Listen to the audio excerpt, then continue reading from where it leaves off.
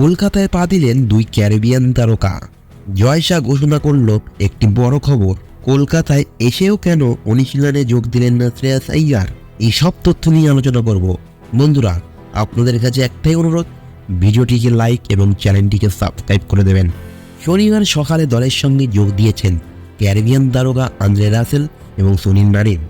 আর কয়েকদিনের মধ্যেই আইপিএল শুরু হবে এবং স্বাভাবিকভাবেই রাসেল এবং নারিনরা দলের সঙ্গে যোগ দেওয়ায় কেকেআর শিবিরে যে মনোবল বাড়ল তার বলার অপেক্ষা রাখে না।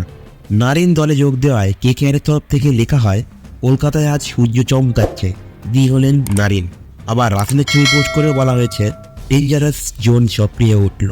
দলের সঙ্গে যোগ দিয়েই দুজনেই অনুশীলনে যোগ দেয়। অন্যদিকে বিসিসিআই সেক্রেটারি জয় শাহ জানিয়ে দিলেন, পুরো আইপিএলটাই অনুষ্ঠিত হবে ভারতে।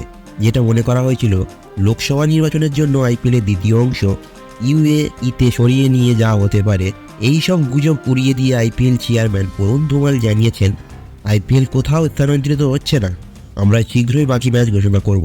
শ্রেয়াস আইয়ারের দলে যোগ দেওয়া নিয়ে একটি ধোঁয়াশা তৈরি হচ্ছিল, কিন্তু শনিবার রাত 10টার সময় কলকাতা বিমানবন্দরে নেমে তিনি সোজা টিম হোটেলে চলে যান। তবে মনে করা হচ্ছে আজ থেকে তিনি অনুশীলনে যোগ দেবেন।